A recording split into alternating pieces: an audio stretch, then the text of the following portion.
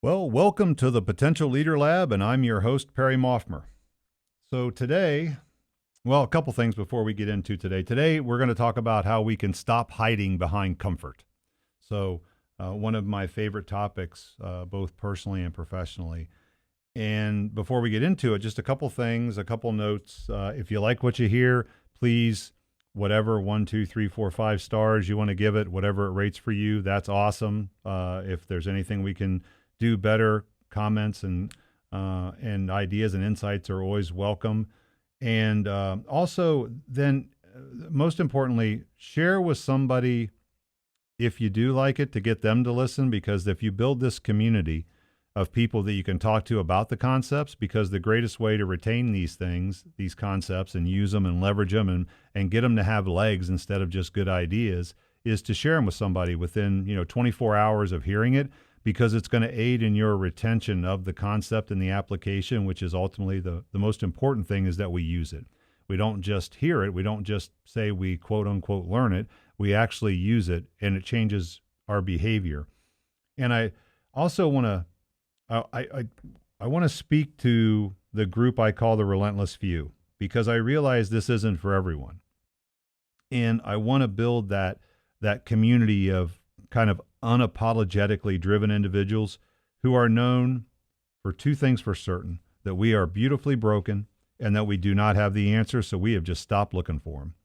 And instead, we embrace that existential truth that we have to act our way into being and forge our identities through that relentless action and confronting what the existentialists would call the absurd world head on. And we live by the belief that it's not about finding clarity, but about asking the right questions that push us beyond our own self-limiting thoughts. And that failure is not a setback, it's the fuel that drives our growth. And this is not a place for those who seek comfort, it's for those who dare to create their essence through struggle, rebellion, and constant evolution of their own. And quite honestly, if you're not willing to bleed for your evolution, you probably won't last long here. So those are the folks that I'm speaking to, and I hope you go out and find others like it and build that community for yourself, because evolution is not a solitary effort. And we'll talk about that actually a little bit more today. So let's get into it. We're going to talk about stop hiding behind comfort. So why are we here? And what do you really want out of life? I think that oftentimes most of us are just passing time, and we avoid these questions. We avoid them because we don't want to seek the answers, because the answers can be challenging. We don't even want to ask ourselves the real questions, but we can't escape them forever, right? We always have that, let's call it an existential itch that we're trying to scratch. Which is one of the reasons, quite honestly, we don't get quiet.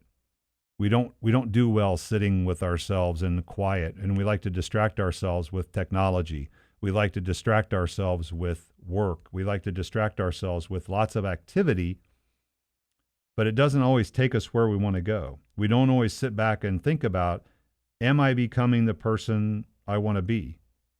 Or am I just drifting, letting things happen to me as they might? Now, what we're going to talk about is kind of taking ownership of that. Taking ownership of who we're becoming and understanding that no one's coming to save you. No one's going to do this for you. And we're going to really talk about what shapes our future self and how to make choices that align with that true essence of what we're trying to become. Because it really is time to stop being passive in our existence and start acting our way into being. That's where the real change begins.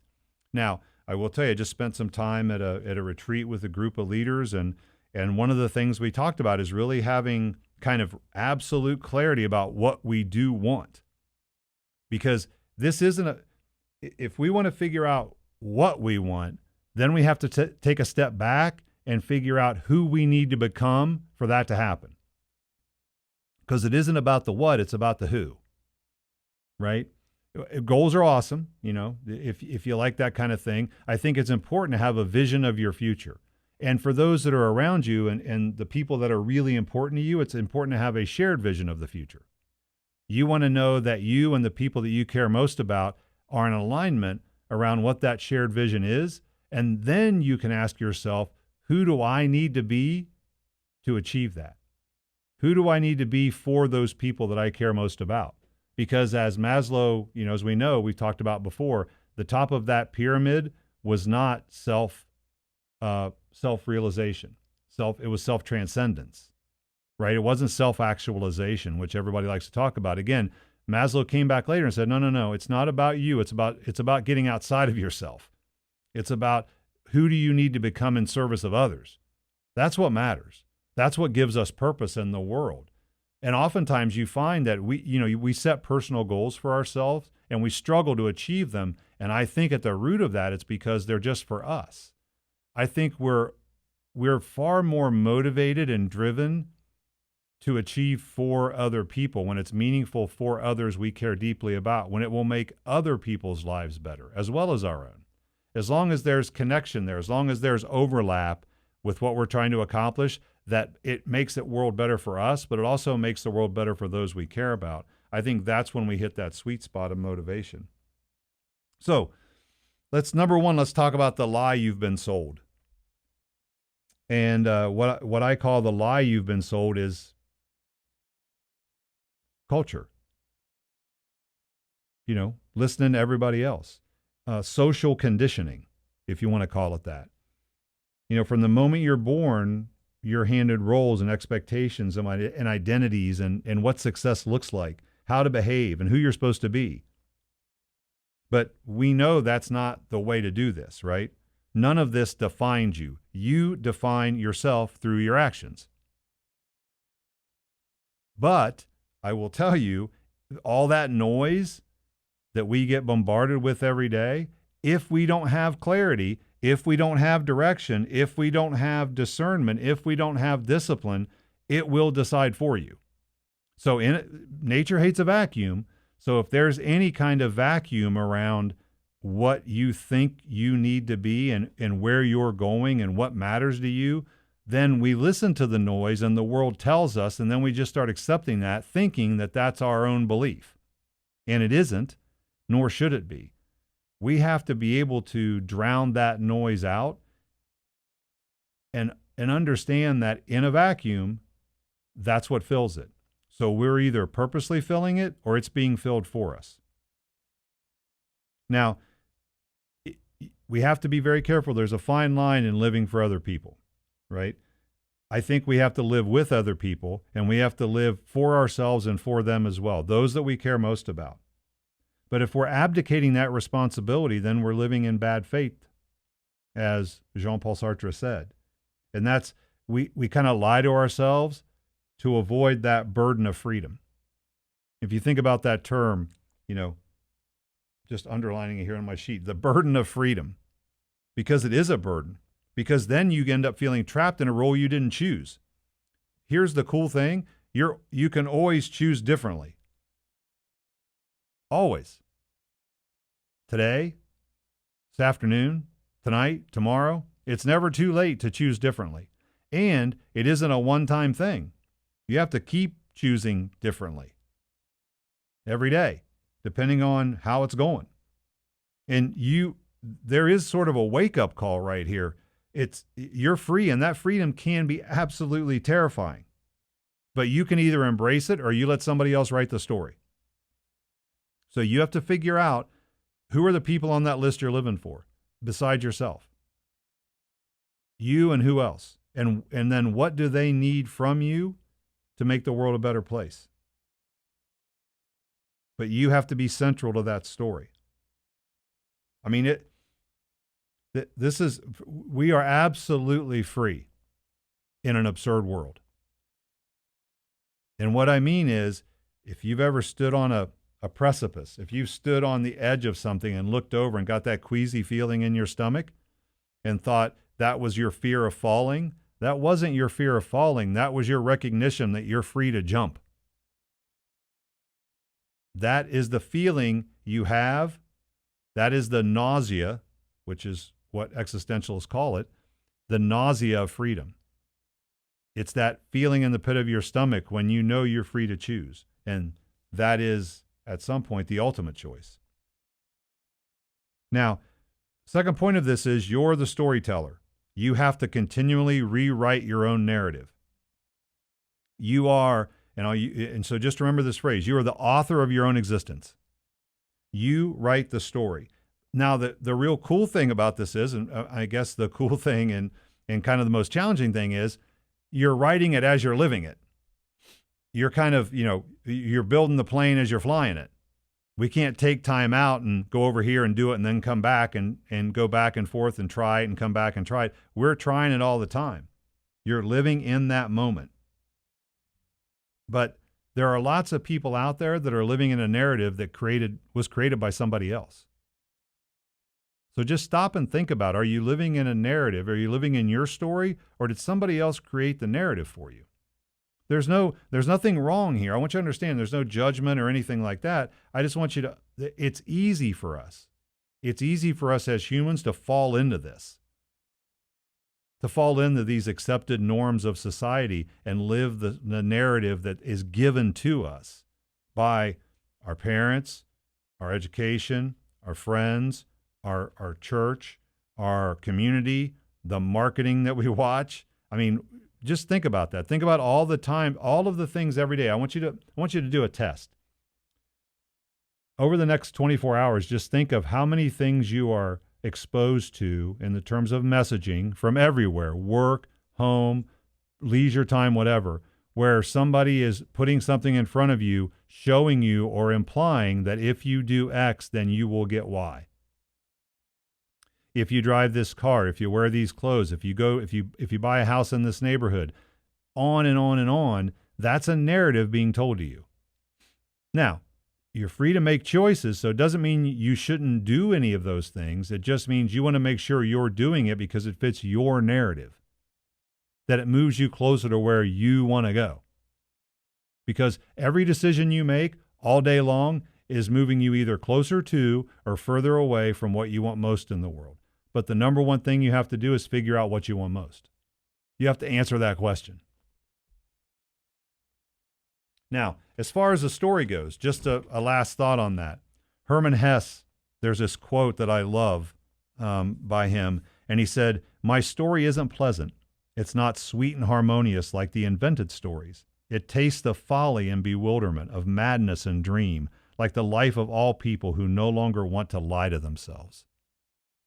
We're not talking about a curated life here.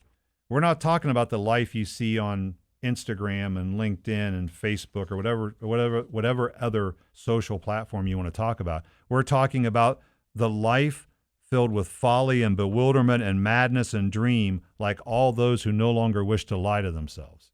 We're talking about a fully integrated life. There's no good or bad.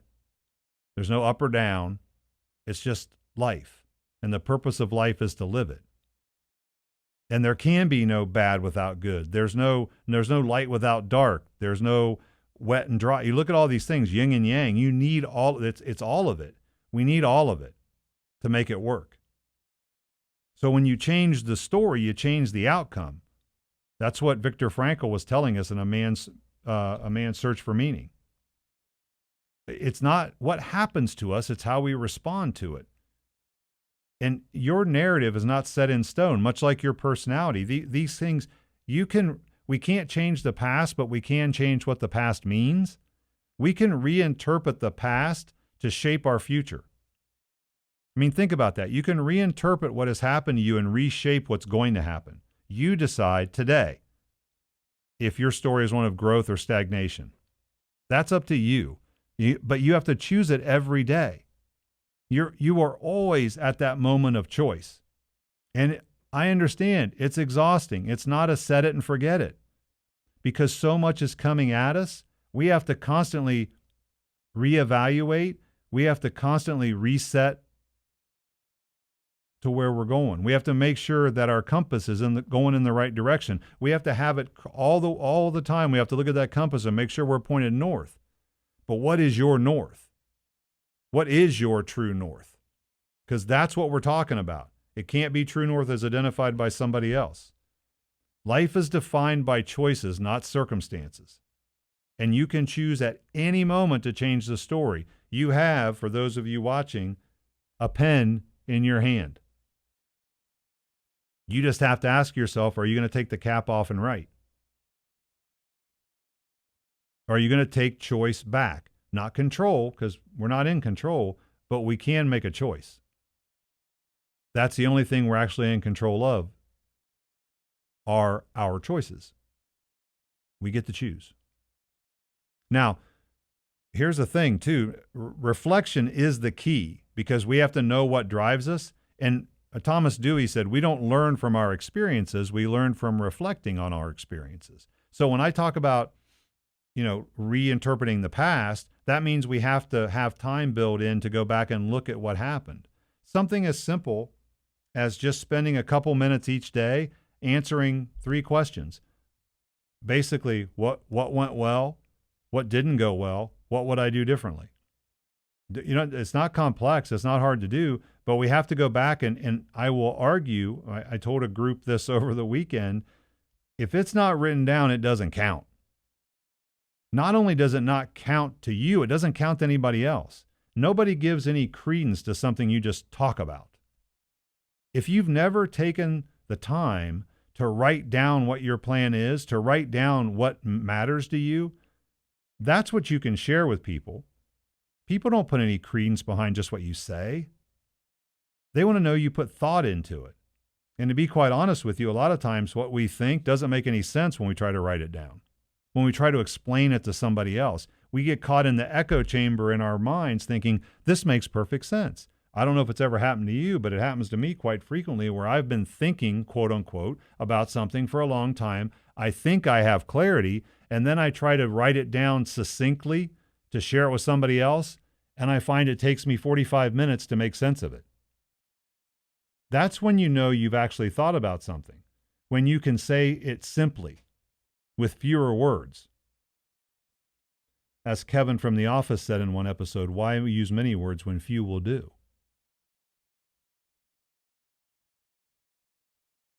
If you have to keep explaining because people don't get it, you don't understand it well enough. And this is something you better damn well understand, because it matters.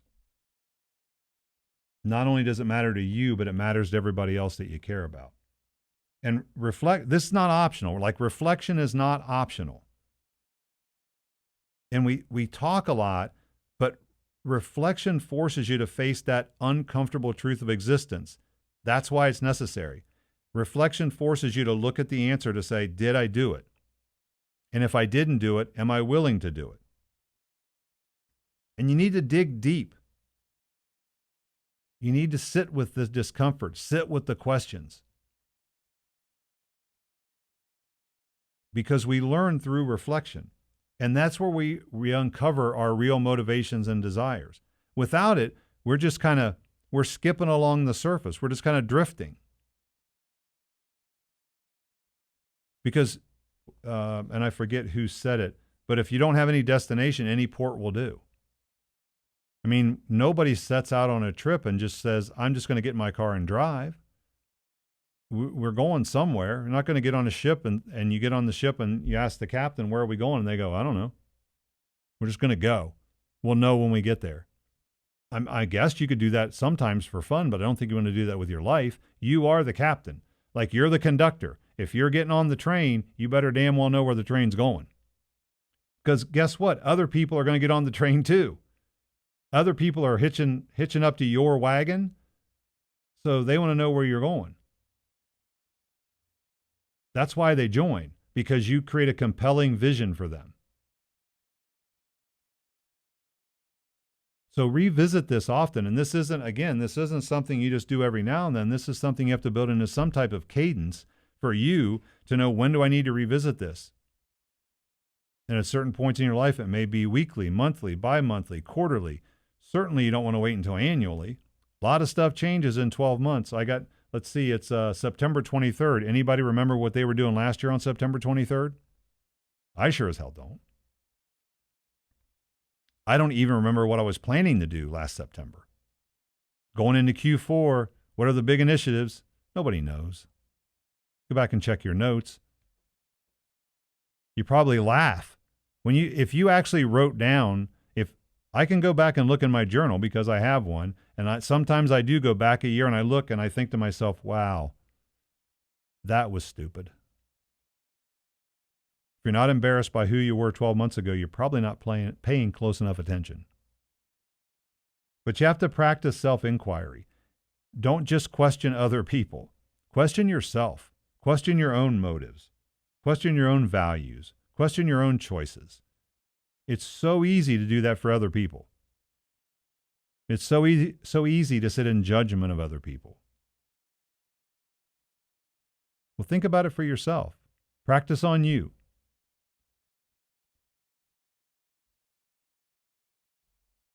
Now, I'm going to share a brutal truth about evolving.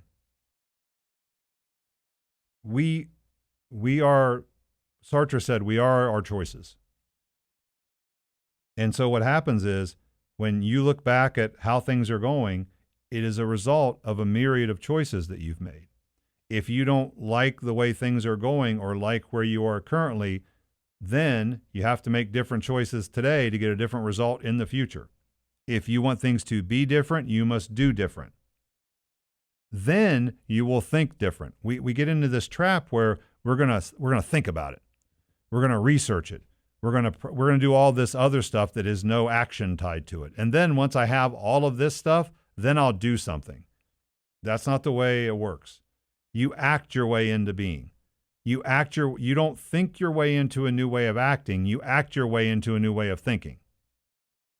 Take action and reflect and let that change your thinking, because what changes thinking is results. What changes thinking is feedback. You can't get feedback from thought experiments. I will tell you, I'm a big fan of thought experiments for some things, but not when it comes to this, because we can think our way around a cardboard box all day long, but we'll never get out of it. You have to figure out what you're going to do, then purposely take that action, and then figure out if it worked, it didn't work, and then move on to the next thing, and then iterate. That's why experiments, that's why it's explore, experiment, evolve. You might have to run a number of experiments before you pick out something that's working where it's gonna lead into evolution for you.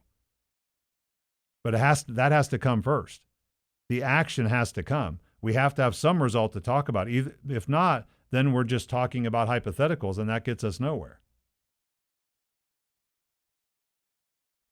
And I'm a huge fan of starting small. It's a process, not an event. That's why Explore, Experiment, Evolve is a process. It's circular in nature.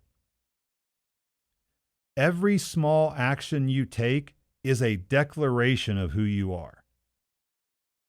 And they add up over time. The future is not built on transformation and grand gestures. The future is built on the culmination of many, many small acts.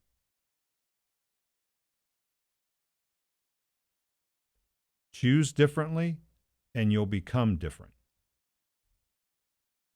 But again, I understand it's exhausting. That's why we go back to the relentless few, right? This isn't for everyone. And by the way, I didn't say it. It's okay. You don't have to choose this. This whole thing is red pill, blue pill from the Matrix. You want to stay in the Matrix, that's fine, metaphorically, right? If you don't want this responsibility, there is no shortage of ways that you can get this story authored for you. You can just literally take your hands off the wheel, sit back, and enjoy the ride. You just can't argue about where you end up.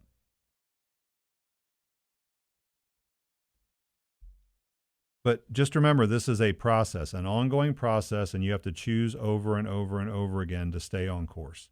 You set the course, you set the destination, you make the choices. There's no other way around it. And you do have to break what's holding you back. Those stories that you created in your head about you. You are the only one that breaks the cycle. It doesn't matter where you are today. It doesn't matter how long it took you to get there. None of this just the way I am bullshit, right? At any time. I mean, we were talking, I was with my wife at an art gallery at an opening, and we were talking to the artist, and his next door neighbor's mom at 92 had just started taking piano lessons. at 92. That is amazing. And the guy, the artist that was there, he didn't start painting till he was 81. He wasn't a painter by trade. He just decided to start, and he had paintings at an opening. 81 is when he decided to start painting. He created a new narrative for himself. Because this is painful. I get it. Right? That is, growth is pain. Evolution is pain. I have a shirt I wear sometimes, and on the back, I always have the stuff on the back because then when I've got my back turned, writing on the flip charts in some of my meetings, everybody can see it. And on the back, it says, "Comfort wants you dead." Comfort wants you dead. And comfort does kill us. Our meaning, the meaning in our life is found in the discomfort. Where your fear is, there is your task. I think that's Jung. I think Carl Jung said that. But if biology tells us if you're not growing, you're dying. I mean, I just referenced what I was doing this weekend. I was with a retreat, and it came up the conversation about, learning and reading and all those things. And I reframed when I told them, I'm like, look, you don't have to do this to be a leader. Do you want to have wellness and health into your 70s, 80s, and 90s? Because it is proven that if you keep learning new things like a language, or if you pick up a musical instrument, or you do anything like that and keep challenging yourself, it staves off dementia. So how do you want to live the last years of your life? This is not just about being successful. This is about being a fully functioning human as we age. So if you need more motivation, it isn't about more profit. It isn't about being rich. It isn't about any of that stuff. It's about having the ability to be a fully engaged human being later in life. Because if we don't take these steps, we won't be. If you're not growing, you're dying. Biology tells us that. The minute we stop growing, we start dying. And I don't know how else to say it. Get over it. It hurts. Nietzsche, and I love Nietzsche, right? To live is to suffer. To survive is to find meaning in the suffering. To live is to suffer. To survive is to find meaning in the suffering. Our entire life is about suffering. I don't view that as morose. I don't view that as a negative. We suffer for our craft. If it was easy, everybody would do it. No, you tell me, has anything easy ever been meaningful? Anything that came to you easy ever been meaningful? I challenge you to say yes to that. I was watching, and maybe I'll be able to put it in the show notes. I can't remember her name, but she's the head coach of the Duke basketball team. And there's this fantastic video of her. It's like 2 minutes and 50 seconds. She's talking to her team. And essentially the message is, successful people do hard better. It never gets easier. Oh, well, if I just get through this, then it'll be easier. Oh, if I just get through this 6 months, it'll be easier. Oh, no, that's not, don't wish for that. Because, by the way, those are the people that died quickest, according to Admiral Stockdale in the Hanoi Hilton, or people that thought like that. Oh, if we'll be out by Christmas. Oh, we'll be out by New Year's. Oh, well, they'll rescue us by spring. No, do hard better. It's always going to be hard because that's what's meaningful. And you're going to be afraid, and you should be afraid, and fear is fine. There's nothing wrong with fear. We shouldn't avoid fear. Fear isn't your enemy. It's a signal that you're on the edge of something meaningful. Fear, you shouldn't avoid fear. You should find it.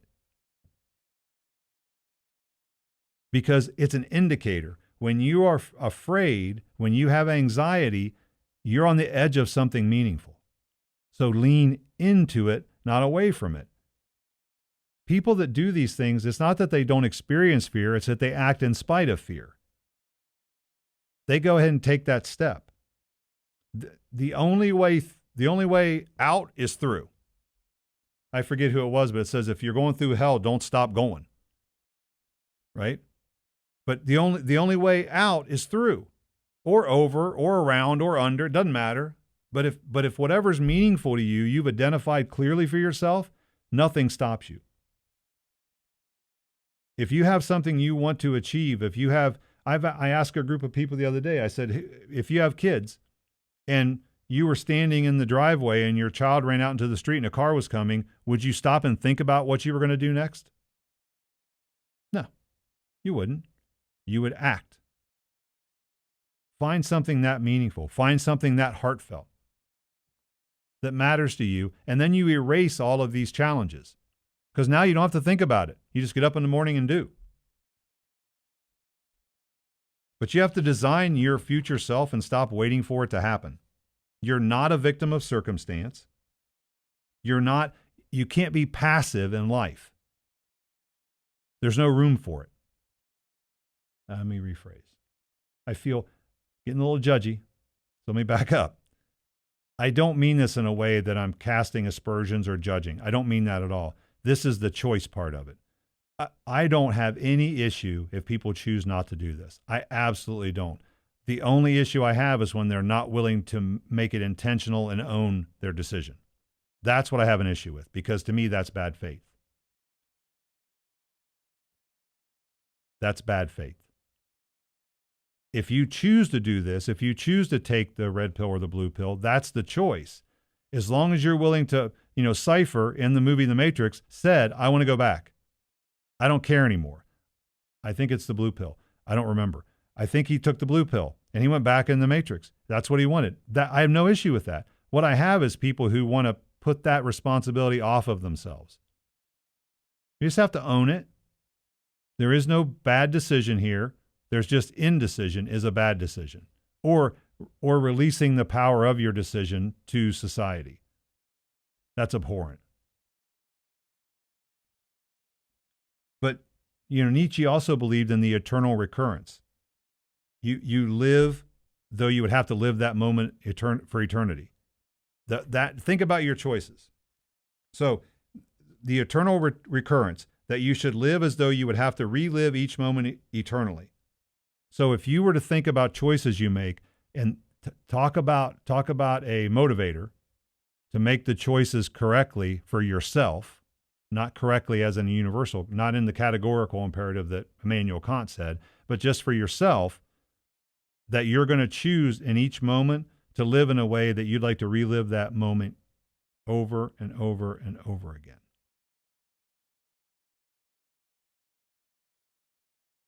So, again, visualize your future, whatever that true north is, and then figure out for yourself, who do I need to become to be that, to realize that for myself and those that I care deeply about. But every choice you make reflects who you want to become.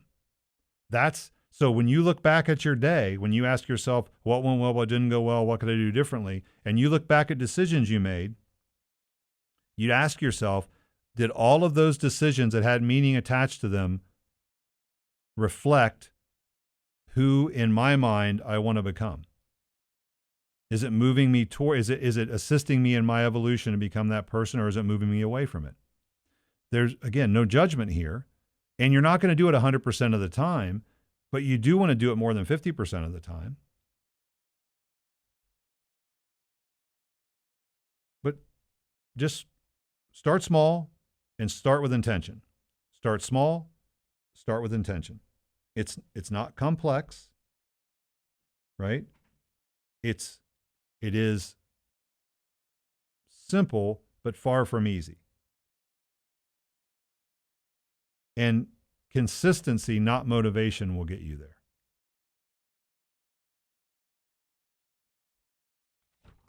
So, last point. This is a big one. You have to curate your environment, right? It's important. Sartre famously said, hell is other people. He wrote a play called No Exit. It's an awesome play. I read it in college. I've read it over and over again. But the truth is, the people that you surround yourself with influence who you're going to become. And your environment pushes you towards or away from mediocrity. You just have to decide which one of those. Now, there's a whole thing, and I might do another discussion later on Martin Heidegger, because he had this whole piece of being with others. Dasein. It was German. but it was being with others. That we are who we are in context of people around us. So that's how we actually define ourselves, because we can't define ourselves in a vacuum. We can only define ourselves in relation to other people. But that's a topic for another day. But the reality is you have to choose. You have to curate your environment. And curating is essentially, and I want to be clear on something, curating is more about what you decide to leave out than what you decide to include. So you start with a bunch of stuff, and great curators get rid of most of it so that what's left speaks. So you want to build that, which I love this term, you want to build this ecosystem that pushes you, you want to get rid of stuff that's holding you back. Surround yourself with people that challenge you positively, not those who will accept your excuses and comfort you when you say, I didn't do X, I didn't do Y, and they'll be like, oh, that's okay, maybe next time. No, that's not what you want. Again, your environment is a reflection of the person you want to become. So when you look at the people around you, the actual physical environment, the things that you do, the way you set up your day, your week, your month, is this a reflection of the person you want to become? That's the question. When you're reflecting, that's what you should ask yourself. Then you're actually challenged with the hard changes, because then you have to choose. You are essentially choosing how you will exist every day, minute by minute, hour by hour, day by day.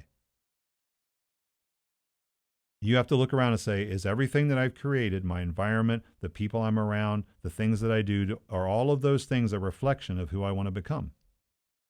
And if they're not, you can choose differently. And again, let's go back. Start small, be intentional.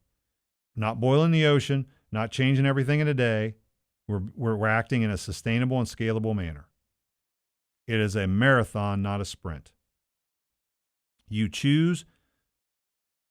So we'll kind of bring this. We'll land this plane because it's starting to shake a little bit, right? So we've covered a lot of ground. But you are who you choose to be, moment by moment.